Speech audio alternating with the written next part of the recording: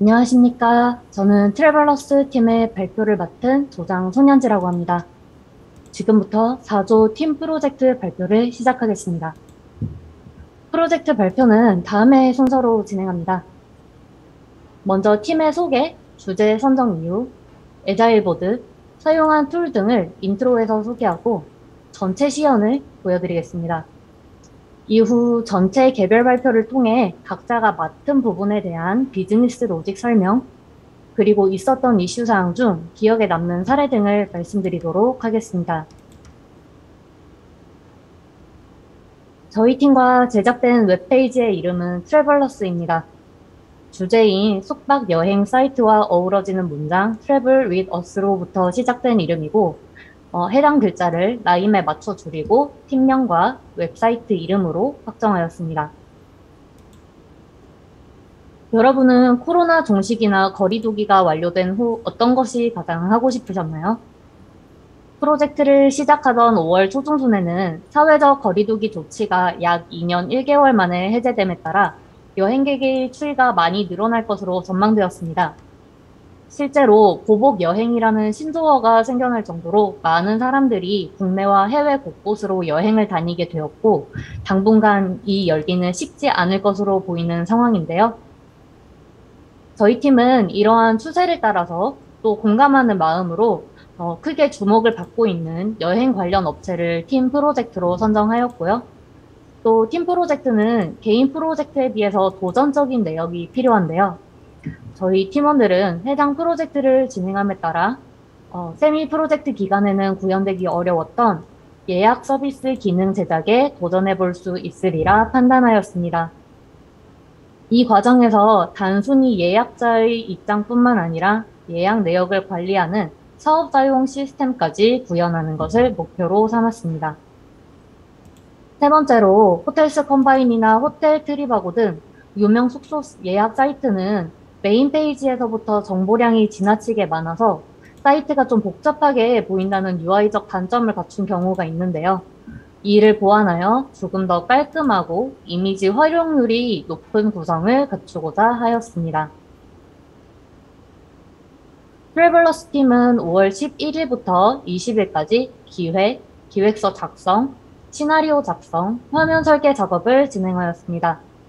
이때 팀 내 프론트엔드 작업 지원자가 1명인 점을 감안하여 화면 설계 단계에서 최대한 꼼꼼히 각 페이지들의 모양새를 잡고자 웹 프로토타이핑 툴인 카카오 오븐 사용을 도입하였습니다. 이후 약 일주일 동안 기본 환경 설정을 진행하였고요. 그와 동시에 기본적인 ERD 설계 작업, 애자일보드 작성, 그리고 발표 자료 공유 및 확인을 위한 팀 전용 구글 드라이브를 만들었습니다. 저희는 5월 30일부터 총 4번의 스프린트를 갖고 작업을 진행하였고요. 스프린트는 휴일과 주말을 제외하고 7, 8일 정도를 간격으로 잡았습니다. 저희는 화요일과 금요일은 필수적으로 드래프트를 기록하고 PR 요청을 넣는 날로 잡았는데요. 프로젝트 중반부터는 해당 요일에 팀 내 코드 리뷰를 함께 진행하였습니다. 다음으로 애자이보드를 확인하시겠습니다. 웹페이지의 가장 필수적인 요소인 P1부터 중요도 표시를 하였고요. 누가 어떤 페이지를 작업하였는지 알 수 있어서 대부분 작업이 1명 이상의 협업으로 이루어졌음을 확인하실 수 있습니다. 또 매회 스프린트 리뷰를 남기면서 저희 팀의 개선점을 찾아나가고 다음에 맡을 작업을 재분배하는 시간을 가졌습니다. 특히 작업 중반부터는 팀원인 김태현 씨의 건의로 화요일, 금요일에 각자 작업한 내역의 코드 리뷰를 진행하게 되었는데요. 이 부분이 서로의 작업 진척을 확인하고 의문사항을 해결하는 데 큰 도움이 되었습니다. 트래블러스 팀이 사용한 툴은 다음과 같습니다. 저희가 대표적으로 사용한 기술은 뷰, 스프링부트, JPA입니다. DBMS로는 MySQL을 사용하였습니다. 이러한 요소들을 선택하여 팀 프로젝트에 활용한 것은 개발 트렌드에 부합하는 툴과 프로그래밍 까닭도 있지만 효율성 증대와 유지 보수성 증가에 가장 큰 목적이 있습니다. 팀 프로젝트는 JPA로 작업이 되었다고 말씀드렸는데요. JPA란 어플리케이션 객체를 RDB 테이블에 자동으로 영속화해주는 오브젝트 릴레이셔널 매핑 기술 표준으로 사용되는 인터페이스의 모음입니다. 때문에 객체 모델을 이용하여 비즈니스 로직을 구성하는 데만 집중할 수 있고 ERD 설계도를 확인하는 의존도를 낮출 수 있는 장점을 갖고 있는데 이러한 특성 때문에 이런 설계도만으로는 엔티티에 대하여 설명드릴 수 없는 부분이 많지만 간략한 흐름을 보여드리기 위해서 이미지 자료로 준비를 해보았고요. 자세한 흐름은 시연을 통해 말씀드리겠습니다.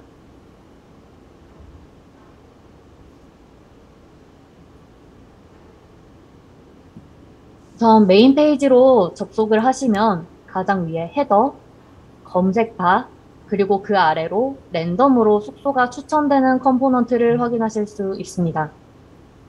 새로 고침을 할 때마다 추천 숙소가 변하고 클릭을 하면 숙소 상세 보기 페이지로 이동을 하고요. 메인에서 하단으로 내려가 보시면 이렇게 태그 모양이 붙은 버튼들을 확인을 할 수 있는데요. 이것은 숙소가 등록될 때 입력된 호텔의 시설 정보를 키워드로 검색해서 해당 요소가 포함된 숙소만을 검색하기 위한 기능입니다. 오션뷰가 있는 숙소, 그리고 반려동물을 데리고 갈 수 있는 숙소 등 이렇게 특정한 타입의 숙소만을 확인하고 싶을 때에는 해당 기능을 이용하면 조금 더 편리하게 검색이 가능하고요. 서치 페이지는 페이지네이션 기능을 이용해서 페이지당 총 6개의 숙소 정보가 확인되도록 하였습니다. 이런 기능은 실제 여행 사이트에서도 테마 검색이라는 이름 등으로 확인이 가능한 기능입니다. 그리고 상단에 검색 기능을 확인하시겠습니다. 검색에는 기본적으로 고객이 숙박을 원하는 날짜, 그리고 숙박할 인원, 또 숙박을 할 도시 총 3가지 정보를 입력을 해야 검색 기능 사용이 가능한데요. 이 정보들을 모두 입력한 다음에 검색 버튼을 클릭하면 이렇게 해당 정보로 예약이 가능한 빈 객실이 존재하는 숙소들만 서치 페이지에서 결과로 확인이 됩니다. 숙소 상세 보기 페이지로 이동을 해보겠습니다.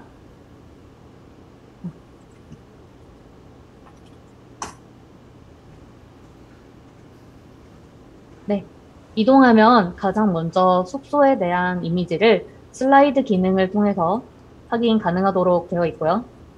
바로 아래에서 호텔의 이름, 그리고 이 숙소에 대한 한 줄 소개, 그리고 등록자의 아이디와 호텔에 대한 시설 정보가 등록되어 있는 것을 확인할 수 있습니다. 숙소의 위치는 카카오맵 API를 통해 확인할 수 있도록 하였고요. 아래로 조금 더 내려가면 해당 숙소에 등록된 객실들을 확인할 수 있는데요. 각 객실의 이름, 수용 가능한 인원수, 그리고 시설 정보를 V카드에서 확인하실 수 있고요. 객실에 대한 추가적인 이미지는 이렇게 다이얼로그로 확인이 가능합니다. 또 예약하기의 경우에는 로그인이 필요한 서비스이기 때문에 이 부분은 멤버 서비스 이용과 함께 시험 보여드리도록 하겠습니다. 멤버 서비스로 가장 먼저 소개드릴 부분은 회원 가입 페이지인데요. 라디오 버튼을 이용해서 개인 혹은 사업자 권한으로 가입을 진행할 수 있습니다. 어떤 버튼이냐에 따라 선택한 버튼에 해당되는 권한 번호가 회원 등록 후 유저롤 테이블에 정보로 저장됩니다. 아이디는 이메일 형식으로 입력을 해야 하고요. 입력을 하고 위아래 비밀번호를 틀리지 않게 입력을 해줘야 하고요.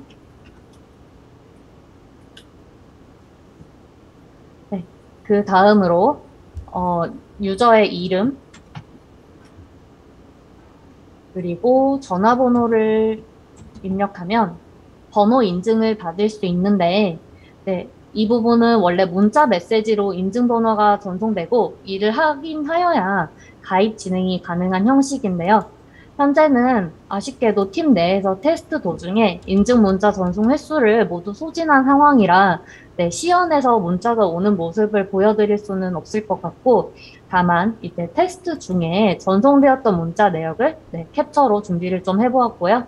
현재는 콘솔 창에서 인증 내역을 확인하고 회원 가입을 마무리 지어보도록 하겠습니다. 인증번호 1041을 입력해주면 인증 성공이 되고 네, 가입이 마무리되었고요. 다음으로 로그인 페이지 확인하시겠습니다. 로그인은 두 가지 방법으로 이용이 가능합니다.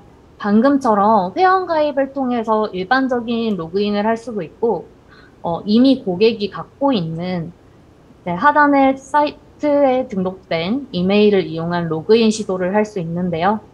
일반 고객 서비스의 경우에는 구글 이메일을 통해서 로그인을 좀 시도를 해보도록 하겠습니다. 네, 이렇게 구글 아이디로 로그인을 하는 경우에는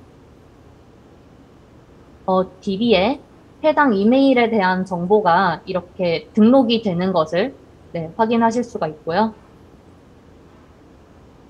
예약하기 기능 확인에 앞서서 이제 멤버 서비스 소개 파트인 만큼 네, 가입 고객이 이용 가능한 기능들을 좀 순서대로 소개를 드리도록 하겠습니다. 먼저 마이 페이지 확인해 보시겠습니다. 이곳에서는 네, 비밀번호 변경이 가능하고 나의 프로필 사진 변경이 가능한데요. 네, 이런 식으로 비밀번호 변경이 되고 또 프로필 이미지도 변경하면 갑자기 문제가 좀 발생을 했네요.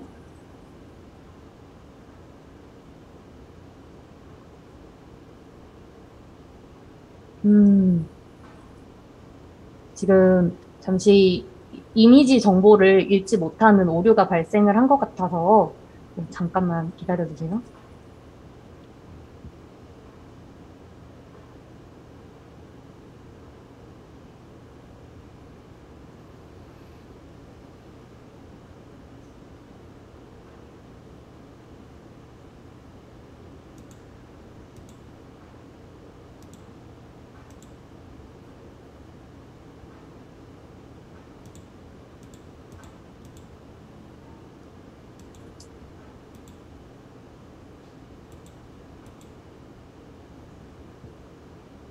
네, 아무튼 제가 이렇게 바로 좀 보여드리지 못해서 아쉬운데 네, 이렇게 이미지 정보 변경이 원래 가능하거든요.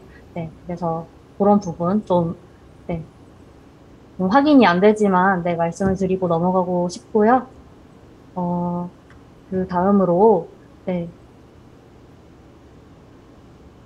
이 계정이 아니라 다른 계정으로 로그인을 해서 좀 보여드려야 할 것 같네요.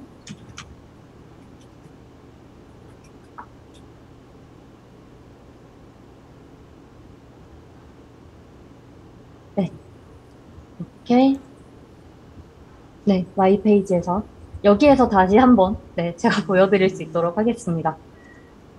이렇게 이미지 변경이 이루어지는 것을 확인을 하실 수 있고요. 그 다음으로 위시리스트라는 항목이 있는데요. 네, 이 부분 지금 확인을 해보시면 이 부분은 숙소의 정보를 내가 가고 싶은 숙소의 정보를 저장해 두기에 좀 용이한 페이지인데 네, 숙소 상세 보기 페이지에 들어간 다음에 이제 상단에 하트 버튼이 있습니다. 이 부분을 클릭하면 위시리스트에 해당 숙소 내용이 네, 저장이 되어요. 하트를 한 번 더 클릭하면 이제 위시리스트에 등록되었던 게 해제가 되고요. 네, 지금 이렇게 제가 방금 전에 위시리스트로 등록한 숙소가 이름과 주소가 확인이 되고 있고, 네, 이 위시리스트 페이지에서 주소를 클릭하는 것으로 숙소의 상세 보기로 이동하는 것도 가능하고요. 또 그 상세 보기 페이지로 굳이 이동하지 않아도 이 페이지에서 취소 버튼을 누름으로써 네, 리스트에서 삭제를 하는 것도 가능합니다. 네, 다음으로 현재 이제 검색 기능을 이용하지 않고 숙소 상세 보기 페이지로 이동을 해볼게요. 이렇게 이동을 하면은 메인 검색바를 저희가 사용하지 않았기 때문에 오늘 이제 디폴트 내역이 오늘 숙박을 할 것이고 네, 2명이 숙박을 할 거라는 내용이 확인이 되고 있는 상황이고요. 이 부분은 물론 여기에 되어 있는 검색바를 통해서 네, 또 변경이 가능한 모습을 확인하실 수 있습니다. 객실은 내가 검색한 날짜에 사용 가능한 객실만 네, 리스트에서 확인 가능하도록 되어 있고요. 예약하기 버튼을 클릭하면 이렇게 예약 결제 페이지로 이동을 하는데요. 숙박 예약을 하는 대표 투숙자인 고객의 이름, 그리고 예약을 원하는 숙소와 객실의 이름, 내가 검색했던 날짜, 숙박 인원, 그리고 가격이 확인이 됩니다. 그리고 아래 약관은 체크박스로 동의 선택이 가능한데요.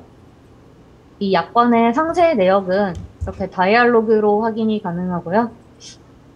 우선은 이렇게 결제가 진행되지 않은 상태로 예약 내역 페이지로 한번 이동을 해보겠습니다. 이 내비게이션 드로어를 통해서 예약 대기로 이동을 하면요. 제가 방금 전에 예약을 하려고 했던 내역이 지금 펜딩 상태로 네, 예약 대기 상태로 들어와 있는 모습 확인하실 수 있습니다. 이렇게 예약 대기 상태인 경우에 결제 버튼을 눌러서 이곳에서 그 결제를 마무리 지을 수도 있고요. 이렇게 신용카드 결제하기 체크를 하면 네, 카카오페이로 이제 결제를 하는 것도 가능하고 네, 일반 카드로 결제를 진행하는 것도 가능합니다. 저도 한번 결제를 진행해 보겠습니다.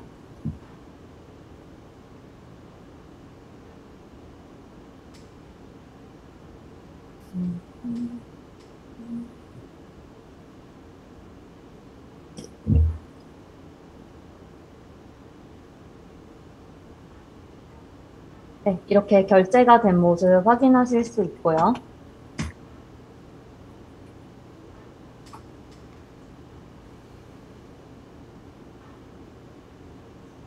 결제가 완료된 예약 내역은 이렇게 예약 확정에서 확인이 가능합니다. 그리고 또 예약 대기나 이 예약 확정 페이지에서도 내가 이미 예약한 숙소를 취소하는 것도 가능하고요.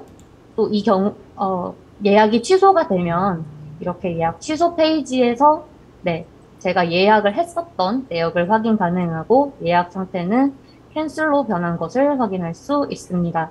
또 이에 대해서 네, 환불 규정이 확인을 될 수 있도록 다이얼로그를 제작해둔 모습 확인하실 수 있습니다. 다음으로 사업자 쪽 확인하시겠습니다.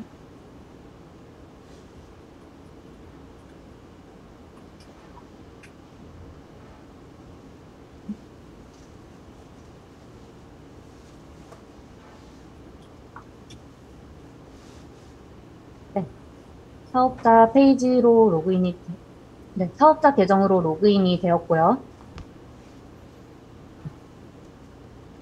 사업자 계정으로 로그인을 하면은 이렇게 아까와 달리 관리자 메뉴가 내비게이션 드로어에 추가가 되어 있는 모습 확인하실 수 있습니다. 가장 먼저 숙소 관리 페이지부터 보여드리겠습니다. 사업자는 자신이 소유한 숙소를 여러 개 등록을 할 수가 있습니다. 지금 숙소 등록을 한번 해보겠습니다.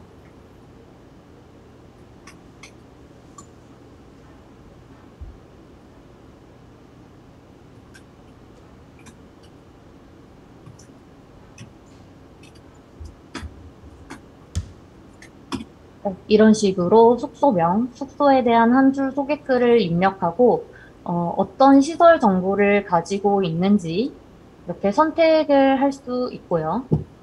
다음으로 우편번호 찾기를 이용해서 주소를 입력할 건데요.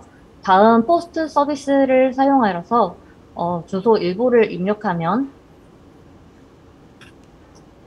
이렇게 네, 키워드에 맞는 여러 가지 네, 주소들이 나오는 모습 확인하실 수 있고 이렇게 클릭을 하면 네, 주소가 잘 들어온 모습 보입니다. 상세 주소는 필요하신 경우에 추가적으로 뭐 동이나 호수를 입력을 하셔도 괜찮고요. 숙소 이미지는 최대 5개, 최대 9개까지 등록이 가능한데요. 네, 이런 식으로 네, 5개 미만으로 이미지를 선택하고 저장하기 버튼을 클릭할 경우에는 숙소 등록이 진행되지 않습니다. 그리고 업로드 하려고 했던 이미지 X 버튼 클릭으로 네, 선택 해제할 수 있고요.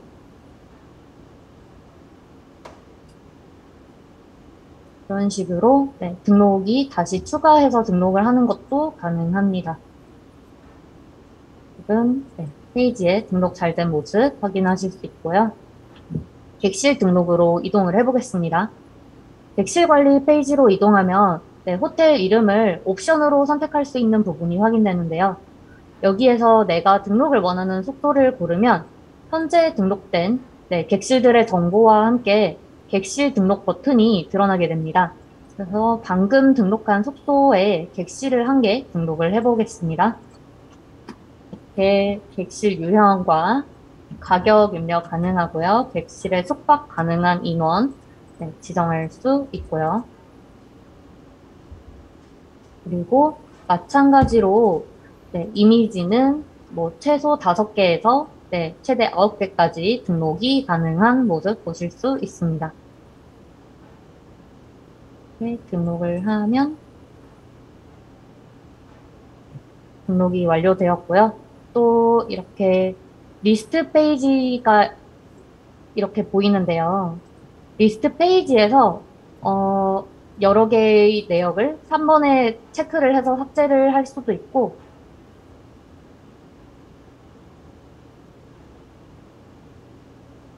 어,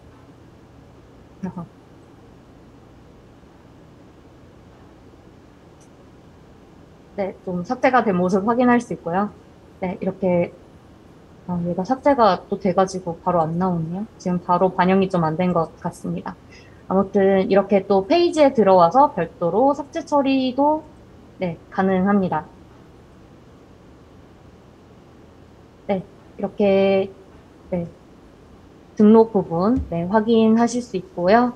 그 예약 관리 쪽에 들어가면 네, 나의 객실에 예약이 되어 있는 네, 이 내역을 확인을 할 수가 있는데요. 지금 해당 계정 쪽에 네, 예약이 되어 있는 내역이 없어가지고 바로 확인이 안 되는 모습인데 네, 예약하기 버튼을 누르면 이상하게 또 오류가 나고 있는 상황 같네요. 원래는 예약 확인이 되고 다이알로그로 이제 고객들의 네, 정보까지 좀 확인을 할 수 있도록 네, 기능이 되어 있습니다. 이 부분은 제가 제 개인 발표에서 캡처 부분 확인하시면서 이미지로 보여드릴 수 있도록 좀 하겠습니다.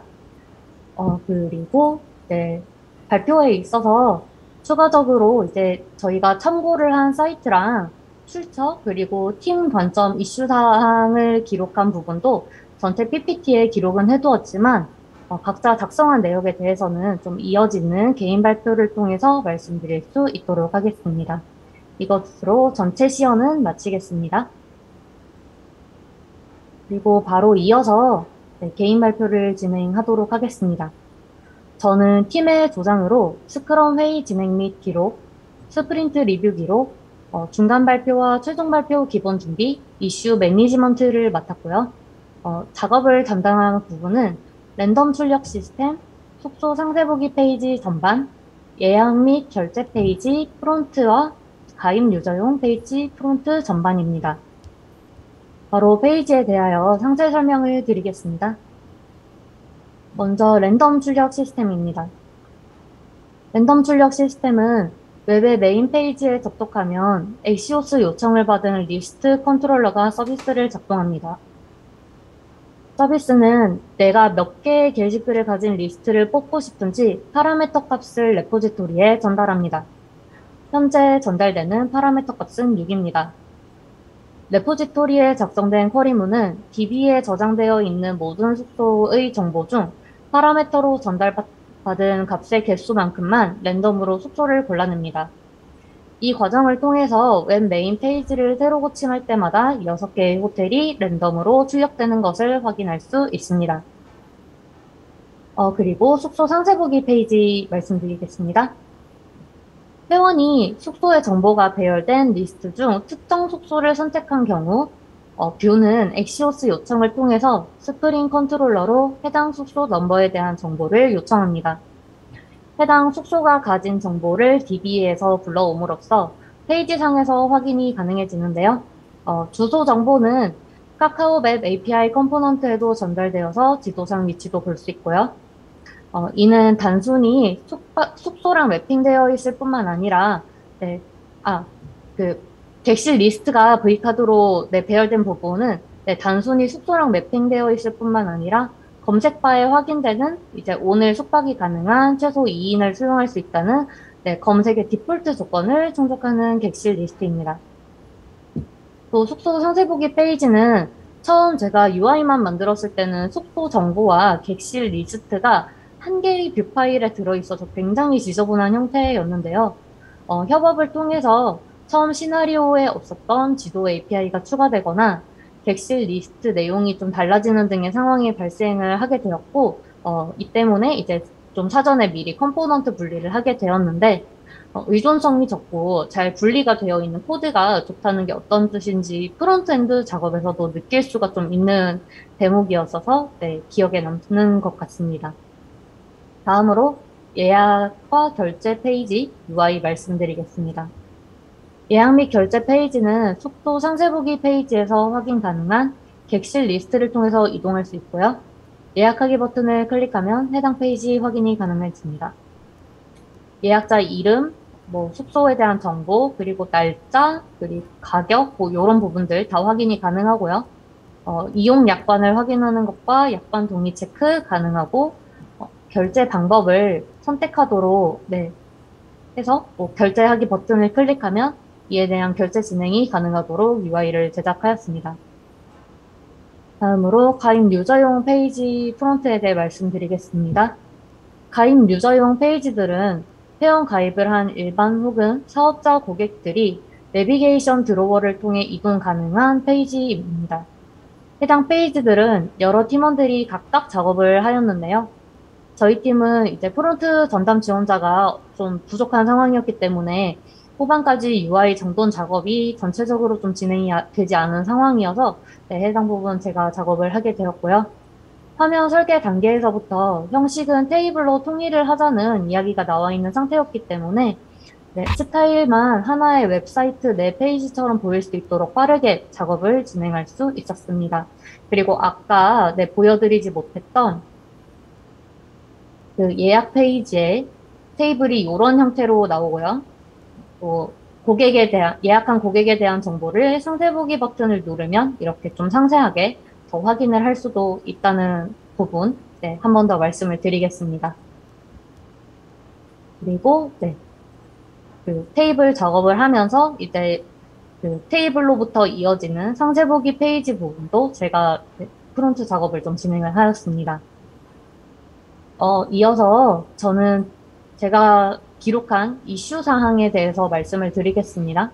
저는 이번 작업을 통해서 기록한 이슈를 뷰, 스프링과 깃, 그리고 팀 관점에서 기록을 했던 부분으로 나누어서 정리를 해보았는데요. 그 중에서 기억에 남는 것들을 몇 가지 말씀드리자면 첫 번째로는 뷰에서 중복 검색을 막는 내비게이션 듀플리케이티드라는 메시지를 확인할 수 있었어요. 이 부분은 제가 개인 프로젝트 진행 당시에 이제 문제가 발생해서 해결 내역을 적어둔 내용인데요. 같은 이슈가 팀 프로젝트 작업을 하면서도 발생을 하였고, 네, 그때 당시에 문제를 해결한 내역을 남겨두었기 때문에 네, 이 기록을 보고 네, 빠르게 처리를 할 수 있었어서 이슈를 잘 남기는 것이 얼마나 중요한지 느낄 수 있는 부분이어서 간단히 소개를 드리게 되었고요. 다음으로 기억에 남는 것은 스프링 관련 이슈인데 제가 패치 업스트림을 한 후에 브랜치가 머지가 되었고 그래서 메인 저장소의 내역이 더 이상 제 로컬에서 갱신이 되지 않는 문제가 있었습니다. 당시에 메인에 있어야 하는 파일이 제 저장소에서는 딜리티드 되었다고 확인이 되어서 머지를 하게 되는 경우에 뭐 메인에 있는 파일도 제 저장소처럼 날아갈 수가 있는 상황이라 네, 이 부분 좀 해결을 하기 위해서 시간을 들였고요. 해결 방법은 사실 브랜치를 사용한 것과는 무관하게 네, 딜리티드 되었던 파일을 다시 나의 작업 내역에 추가해서 푸시를 넣으면 해결이 되는 것이었는데요. 저는 프로젝트 작업이 팀 협업이기 때문에 브랜치를 좀 적극 활용해보고 싶은 마음이 있었는데, 이 이슈를 겪게 되면서 헤매는 시간이 너무 커지는 바람에 브랜치 사용을 좀 하지 못했던 부분이, 네, 아쉬움 때문에, 네, 기억에 크게 남은 것 같습니다. 앞으로는 네, 취직을 하게 되고 더 많은 팀 협업을 진행하게 될 텐데, 네, 이 부분 그래서라도 네, 브랜치 사용법을 더 제대로 파악할 수 있도록 네, 여러 시도를 하면서 사용법을 좀 익히고 싶다는 생각이 들고요. 다음으로 네, 다음 이슈 사항은 제가 이제 작업을 하면서 느낀 개선점과 느낀 점에 대해 말씀드리면서 함께 이야기하도록 하겠습니다. 먼저 프론트 방면에서 개선 사항으로는 카카오 오븐을 화면 설계에 도입했던 만큼 툴이 갖고 있는 기능을 좀 더 확실히 사용했으면 좋지 않았을까 하는 생각을 했어요. 카카오 오븐은 화면 설계를 쉽게 할 수 있을 뿐만 아니라 실제 웹페이지처럼 버튼을 클릭하면 페이지 간의 이동 등 어느 정도 작동이 되는 모습을 확인할 수 있도록 화면 설계 제작이 가능한데요. 협업을 위해서 회의를 진행하는 동안 화면 설계나 시나리오 제작 당시에 내가 생각했던 작동 순서, 그리고 로직 등을 설명을 해야 되는 일이 무척 많더라고요. 만약 화면 설계 당시에 이런 부분까지 좀 도입을 해서 마무리를 지었더라면 회의 시간을 줄이고 팀원들이 작업에 집중할 수 있는 시간을 조금 더 확보할 수 있었을 것 같습니다. 그리고 두 번째 개선점은 대규모 사이트를 고려하지 못한 경우인데요. 저는 검색 시나리오를 만들 때 나름대로는 여러 니즈를 가진 고객들을 고려하고 또 실제 숙소 예약 사이트를 사용했던 나의 경험을 통해 시나리오를 구상을 했다고 생각을 했습니다. 하지만 실질적으로 운영되고 있는 사이트에서도 개선점들이 존재하기 때문에 단순히 시나리오를 첨부하는 것에서 그치지 않고 개선점이 없을지 고려를 해야 한다는 것을 좀 깨달을 수 있었어요. 저희 팀에서는 그 검색에 대한 부분 외에도 작업 후반으로 갈수록 DB나 기능에 있어서 설계 미스가 있었던 부분들이 확인되었는데요. 수정이나 피드백 반영이 가능한 부분도 있었지만 좀 너무 멀리 가서 문제를 발견한 케이스가 있어가지고 네, 아직 기획이나 로직을 구상하는 측면에서 나의 시야가 좀 좁구나라는 생각이 들었고요. 또 검색 기능 같은 경우에는 최종적으로는 그 기능 구현을 제가 아닌 다른 팀원분이 작업을 하시게 되면서 강사님께서 당시에 해주신 피드백이 잘 반영이 되었어요. 하지만 만약에 제가 혼자 작업을 했더라면 현재의 모습처럼 기능이 완성되지 못했을 것 같아서 네, 이 이슈가 한 번 더 머릿속에 떠오르게 되는 것 같습니다. 그리고 제가 이번 프로젝트를 통해 느낀 소감 두 가지에 대하여 말씀드리겠습니다. 첫 번째로는 협업의 의의와 좋은 협업을 어떻게 만들어 나가는지에 대하여 알게 되었습니다. 저는 지금까지 각자 맡은 일을 잘 끝내는 것이 좋은 팀플레이라고 생각을 했고, 역할을 철저하게 분담하는 것만이 서로 간의 갈등과 충돌을 줄일 수 있는 방법이라고 생각했습니다. 하지만 팀 프로젝트를 진행해보니 저희 팀의 애자일 보드를 보아도 알 수 있지만 단 하나의 페이지도 2명 미만의 힘으로는 만들어지지 못하더라고요. 그래서 일과 작업에 있어서 갈등과 충돌이라는 단어는 단순히 싸운다는 뜻이 아니라 서로 알아가고 좀 팀에 대한 합의점을 찾아가는 네, 그런 과정을 뭉뚱그려서 부르는 단어라는 생각이 들더라고요. 저희 팀에서는 스프링을 런하면 DB 초기 내역이 크리에이트 되도록 작업을 진행하는 과정에 있어서 DB 내역이 매번 크리에이트 되면 작업 진척 확인이 어렵다는 의견과 DB 초기 내역이 아예 존재하지 않으면 각자 작업한 내용 확인이 어렵고 오류가 발생할 수 있다는 두 가지 의견이 대립한 적이 있었는데요. 결과적으로는 회의를 통해서 초기 DB 내역을 더 많이 추가하고 모든 기능을 확인하는 데 문제가 없도록 조치를 할 수 있었고요. 또 원하는 사람은 야물 내용을 업데이트로 변경한 다음에 DB 내역을 자동 추가해주는 빈을 주석 처리해서 테스트하던 내용이 사라지지 않도록 처리까지 할 수 있었습니다. 이러한 과정들을 겪으며 저희 팀은 프로젝트 초기에는 강사님께서 조금 걱정을 하실 정도로 의견 공유가 적은 편에 속하는 팀이었지만 작업 후반에는 활발하게 의견과 질문을 공유하는 팀이 되었다고 생각합니다. 두 번째 느낀 점은 제가 처음 조장과 취미 이상의 목표를 가진 팀 작업을 해보면서 느낀 점인데요. 저는 이번에 작업 능력이랑 별개로 가장 발표를 좀 잘 했다는 이유로 저희 팀 조장으로 선정이 되었어요. 그래서 작업 진척에 있어서 팀원들에게 많은 도움이 되지 못할 것 같아서 걱정도 되었고, 조장이라는 자리 특성상 내가 하고 싶은 작업에 온전히 집중하기 어려운 점도 있어서 아쉬운 마음도 내심 있었는데, 사실 조장을 맡지 않았다면 제가 이렇게 제가 만든 웹사이트에 대한 전반적인 흐름을 이해하고 이렇게 전체 시험 발표까지 할 수 있는 능력을 키울 수 있었을까요? 이번 팀 프로젝트 작업은 제가 개인 프로젝트 작업했던 것에 비해서 거의 3배가량 큰 규모를 가지고 있다고 해도 이상하지 않은 사이즈인데요. 아마 팀이 만들어지기 전에 제가 원했던 대로 특정 파트만 맞는 작업을 했다면 저는 작업은 만족스럽게 했을 수도 있겠지만 이렇게 팀 전반의 작업 흐름을 보는 능력은 아마 키울 수가 없었을 것 같습니다. 부족한 점도 많은 조장이었지만 이렇게 시야를 넓힐 수 있는 기회를 주신 팀원들에게도 네, 지금 시간을 빌어서 감사의 인사를 전합니다. 이상으로 개인 발표를 마치고 김국현 씨에게 차례를 넘기도록 하겠습니다.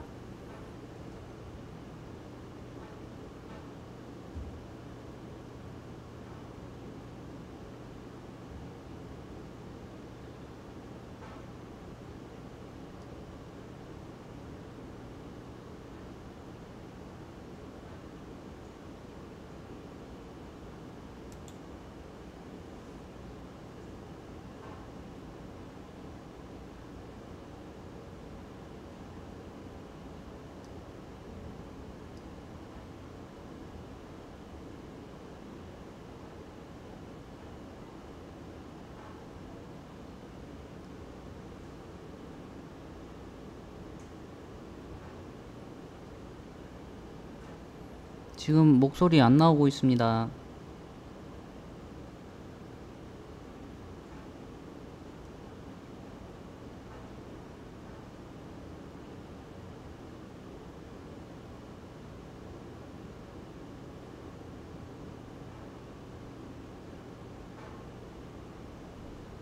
지금 목소리 안 나오고 있어요.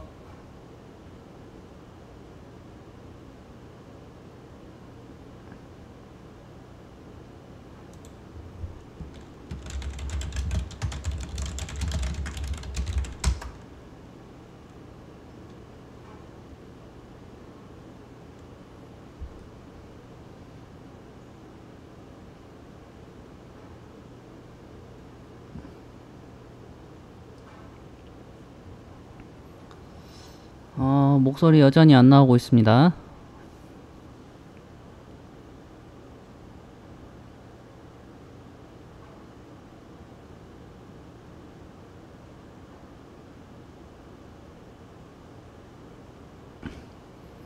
그 휴대폰으로 접속하세요. 휴대폰으로.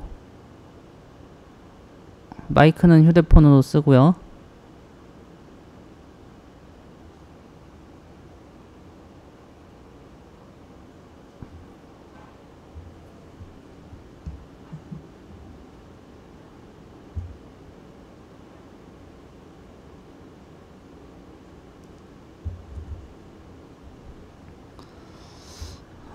지금 목소리 안 나오고 있거든요.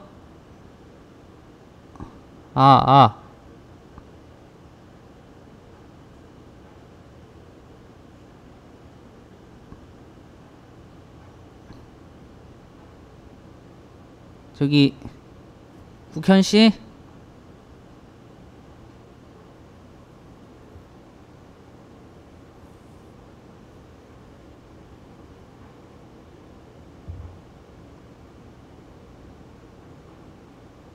목소리 안 나오고 있습니다.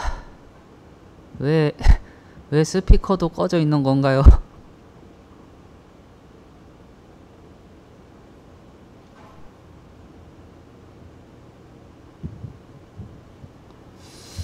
그, 비상연락망 좀 가지고 계신 분 없으신가요? 지금 목소리 나오나요? 네. 아, 왜 음소거를 해놓으셨나요? 마이크 선이 제대로 안 꼽혀 있어서 지금 다시 아, 꼽았습니다. 네, 네네네. 네. 다시 발표 시작하겠습니다. 네. 네. 발표 시작하겠습니다. 제가 맡은 파트는 메인 화면 UI 및 일반 사용자 UI의 반응형 작업을 진행하였습니다. 헤더부터 내비게이션 누르어 UI 작업입니다. 모든 페이지에 들어가는 헤더, 부터, 그리고 회원 사용자가 사용할 내비게이션 누르어의 UI를 작업하였습니다. 헤더 부분은 로그인 시에만 내비게이션 바를 사용할 수 있도록 V2를 이용하여 내비게이션 바의 출력 유무를 설정하였으며, 내비게이션 누르어도 유저가 사업자인지 개인 유저인지를 판단하여 다른 상태가 되도록 설정하였습니다. 메인 페이지의 UI입니다. V 데이트 피커를 V 텍스트 필드와 연계하여 텍스트 필드 선택 시 달력을 볼 수 있는 UI 작업과 인원 선택, 검색이 가능한 텍스트 필드의 UI 작업을 하였습니다. 검색창 하단 부분은 랜덤으로 나오는 숙박업소들의 정보가 나오게 하는 UI를 작업하였습니다. 프롭스로 가져온 정보를 UI에 연결하였습니다. 마이페이지 UI입니다. 내비게이션 드로어로 인해 마이페이지의 사이드바 기능이 통합되어 해당 UI를 재작업하였습니다. 기존 UI에서 다른 페이지들과 통일된 UI로 변경하였으며, 마이페이지의 사이드바는 내비게이션 드로어와 통합되었습니다. 앞서 소개드린 헤더와 부터가 상하시의 UI로 변경된 UI를 반응형으로 재작업하였습니다. V콜 태그 방식으로 반응형 작업이 되어 있었으나 div 태그 형식으로 변경이 되어 미디어 쿼리를 사용하여 화면 크기의 일정 구간들을 지정하여 구간마다 CSS가 바뀌어 반응형이 되도록 작업하였습니다. 로그인 페이지와 마이 페이지의 반응형 작업입니다. 로그인 페이지는 기존 콜 방식으로 작업이 되어 있어 일부 이미지만 미디어 쿼리를 이용하여 반응형 작업을 진행하였으며, 마이 페이지는 UI 변경을 하면서 V콜 태그를 사용하여 자동으로 크기 조절이 가능하게 하였고, 일부분은 미디어 쿼리를 사용하여 작업을 하였습니다. 메인 페이지입니다. 랜덤 리스트 파트는 UI 구현 중 뷰티파이의 그리드 방식을 이용하여 콜스를 지정하여 브레이크 포인트마다 값을 지정하여 반응형 작업을 하였습니다. 태그 리스트입니다. UI가 중간에 변경되어 변경 후 반응형으로 작업하기 위하여 V콜 방식의 태그로 변경하였고, 뷰티파이의 그리드 방식으로 브레이크 포인트마다 값을 지정하여 반응형이 되도록 작업하였습니다. 호텔 상세 페이지입니다. 이미 작업이 된 UI가 바뀌지 않도록 유의하여 반응형이 적용하는 데 부분은 미디어 쿼리로 CSS에서 크기를 %로 각각 적용하여 반응형이 되도록 작업하였습니다. 지도 부분은 맵 부분에 CSS를 픽셀로 정의된 사이즈를 VW와 VH로 바꾸어 반응형 작업을 진행하였습니다. 객실 파트입니다. 뷰티파이의 브레이크 포인트마다 값을 지정하여 반응형이 되도록 작업하였고, 일부 이미지는 미디어 쿼리를 사용하여 작업하였습니다. 이슈사항입니다. 첫 번째 이슈사항입니다.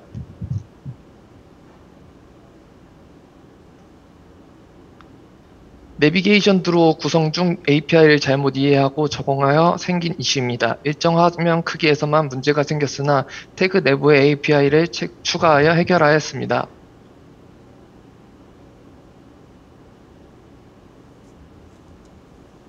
두 번째 이슈 사항입니다.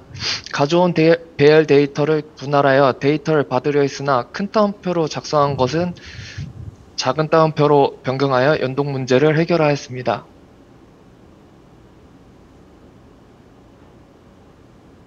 세 번째 이슈 기록입니다. 미디어 쿼리 내부에서 그리드 값을 적용하여 반응형 작업을 하려 했으나 정상 작동하지 않아서 그리드 값을 삭제하고 CSS에 플렉스 디렉션 컬럼을 추가하여 해결하였습니다.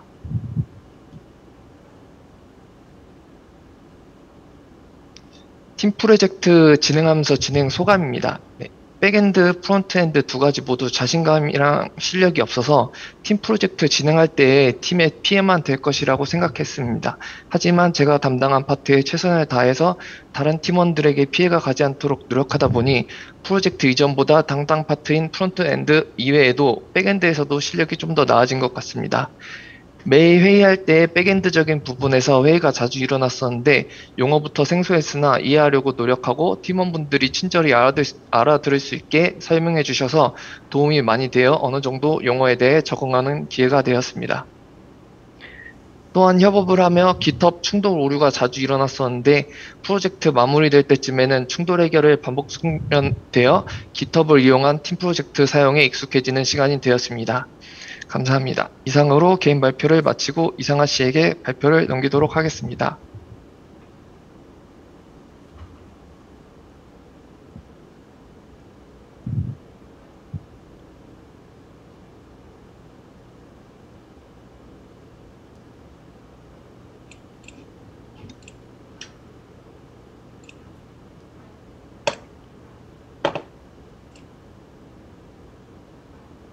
들리시나요?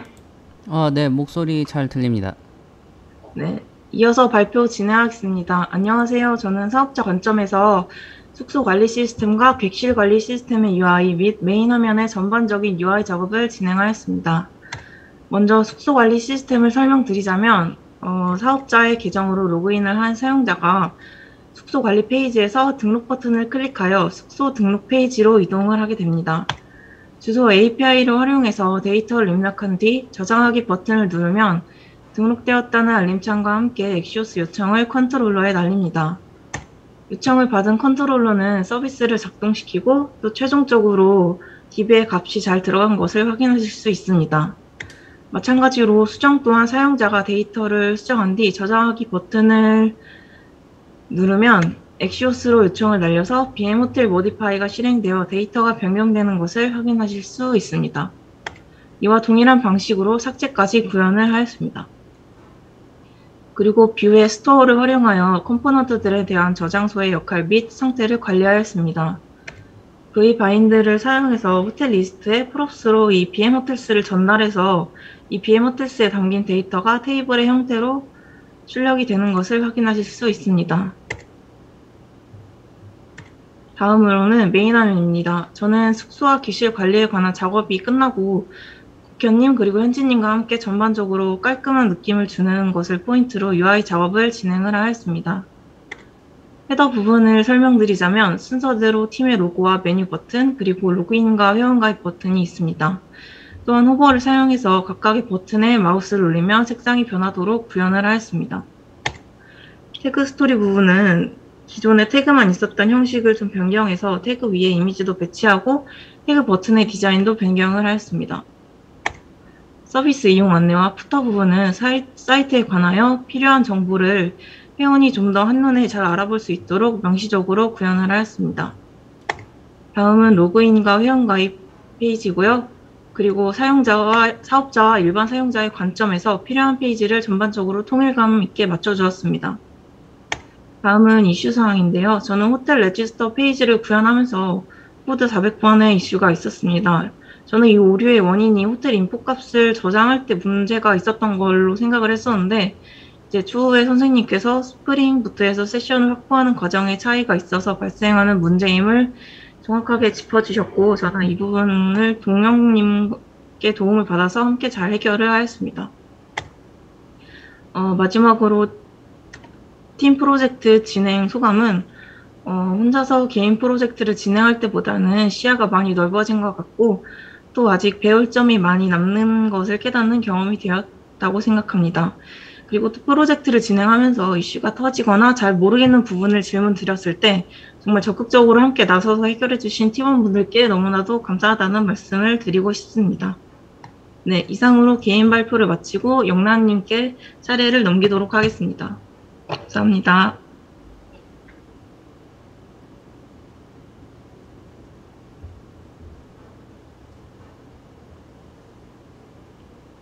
혹시 화면이랑 마이크 나오고 있나요? 네, 잘 보이고 잘 들립니다. 네, 그럼 발표 시작하겠습니다. 안녕하세요. 최영남 개인 발표하겠습니다. 저는 위시리스트랑 고객 예약 확인 페이지, 사업자 예약 내역 확인 페이지에 대해서 작업을 했습니다. 먼저 위시리스트입니다. 호텔 상세 페이지에서 유저가 클릭한 위시의 리스트를 가져옵니다. 뷰에서 엑시옵스를 통해 스프링과 연결을 해주었고, 그다음에 뷰에서 그 스토어로 상태를 관리해줍니다. 보여지는 값으로는 호텔의 이름과 주소를 가져옵니다. 또한 취소 버튼을 누르게 되면은 등록된 위시를 삭제하는 것을 구현했습니다. 삭제가 되었을 경우에는 뷰에서 새로 고침을 통해 리스트에서 내역이 삭제되는 것을 확인할 수 있습니다. 다음으로는 유저 확인 페이지입니다. 회원이 예약한 숙소의 리스트를 가져오게끔 했습니다. 이것 또한 뷰에서 엑시오스를 통해 스프링과 연결해 주었습니다. 스프링에서 예약 정보를 가져올 수 있게 했습니다. 또한 뷰의 스토어를 통해 상태 관리를 했고, 가져오는 정보로는 룸 타입이나 가격, 예약 상태, 체크인, 체크아웃 등의 정보를 가져올 수 있게 했습니다.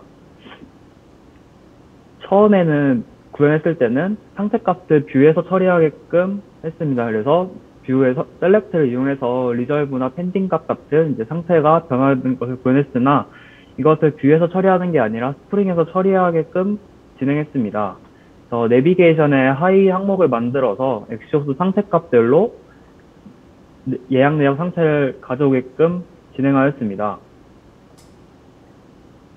사업자 진행 내역도 비슷한 방식으로 진행했습니다. 엑시옵스를 이용하여 스프링과 연결을 해주었고, 객실 명의나 체크아웃 날짜, 예약 상태 같은 정보를 같이 가져올 수 있었습니다. 상세 보기 페이지에서는 유저 정보를 같이 가져오는 건데, 리스트에서 불러온 데이터를 프롭스로 정의하였고, 한 번 더 프롭스로 정의하여 데이터 값을 표시했습니다. 상세 보기에는 이제 유저 정보를 한 번 더 보여줄 수 있게끔 진행했습니다. 이슈 사항으로는 저는 이제 스프링이 이제 실행되지 않는 이슈가 있었습니다. 에러 크리에이트 빈 위드 네임이라는 메시지가 나오면서 스프링이 실행에 오류가 있었는데, 오류의 해결은 엔티티 부분에 이제 크리에이션 타임스탬프라는 어노테이션을 크리에이트 데이트 어노테이션을 변경하니까 스프링 이슈를 해결할 수 있었습니다. 그리고 팀 프로젝트 소감입니다. 먼저 부족한 실력 때문에 팀에 도움이 되지 못하고 많은 도움을 받았습니다. 프로젝트를 진행함에 있어 팀원들에게 많이 미안하고 많이 도움을 받은 것에 대해 감사합니다. 또한 처음 접한 팀 프로젝트로 개인 프로젝트와 달리 소통이 중요하다는 것을 느끼게 되었습니다. 팀에서 진행한 진행 사항을 확인하는 부분이나 코드를 리뷰하는 부분이 팀 프로젝트를 하면서 되게 좋았던 부분이었던 것 같습니다. 또한 깃을 계속 사용했었는데, 개인이 깃을 사용하는 것보다 팀으로 사용하는 것이 더 어려웠고, 충돌로 인해 많은 어려움이 있었습니다. 처음에는 많이 헷갈리고 버벅거렸던 부분들이 사용하다 보니 어느 정도 익숙해진 것 같아 좋았습니다.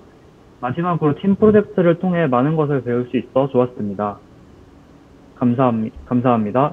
다음으로 태연 씨께 발표를 넘기도록 하겠습니다.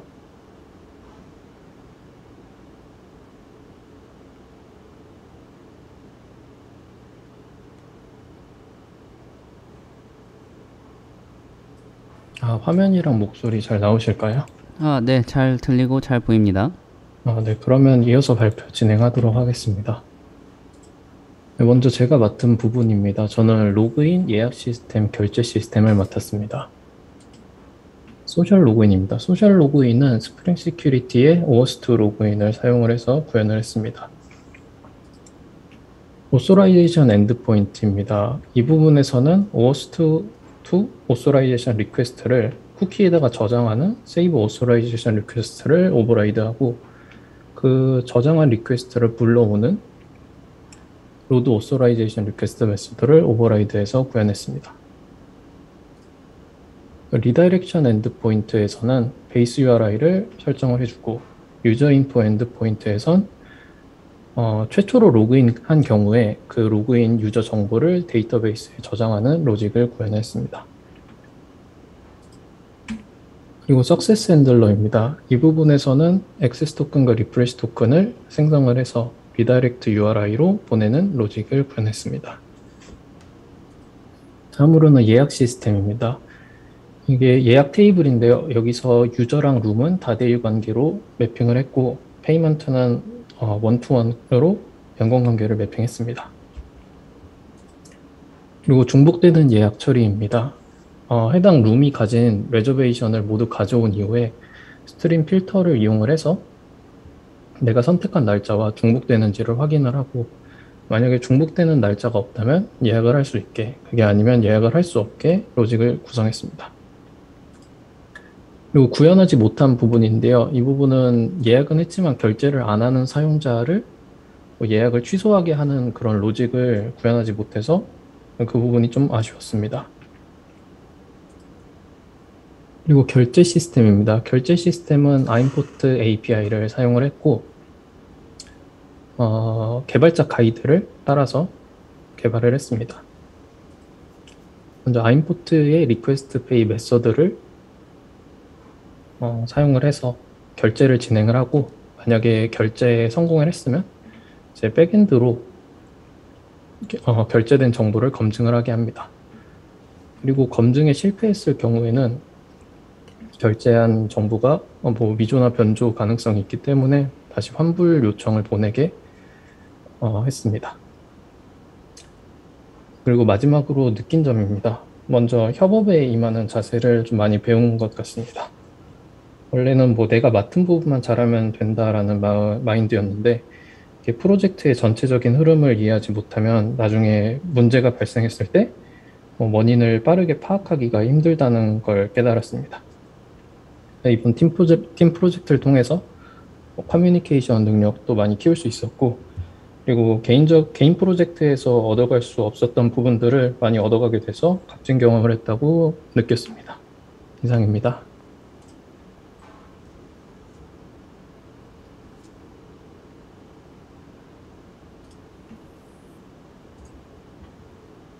혹시 목소리 들리실까요? 네, 목소리 잘 들립니다.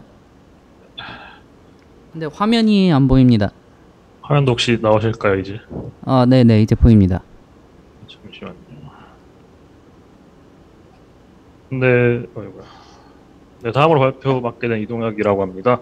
저는 이제 회원가입, 사업자 객실관리, 메인 검색, 태그 검색, 위시리스트를 구현하였습니다. 이제 회원가입 같은 경우에는 이제 체크박스를 통해 개인과 사업자 롤을 정할 수 있고요. 그 다음에 이제 작성해야 될 부분 작성하고 이제 번호 인증을 통해 인증 후에 가입을 할 수 있도록 하였습니다. 이제 번호 인증 같은 경우에는 쿨 SMS API를 사용하였고요. 그다음에 이제 아이디와 비밀번호 같은 이제 유효성 검사는 이제 뷰 쪽에서 실행하도록 하였고요. 그 다음에 이제 이메일 중복이나 전화번호 중복은 이제 백에서 따로 메서드를 만들어서 활용하도록 하였습니다.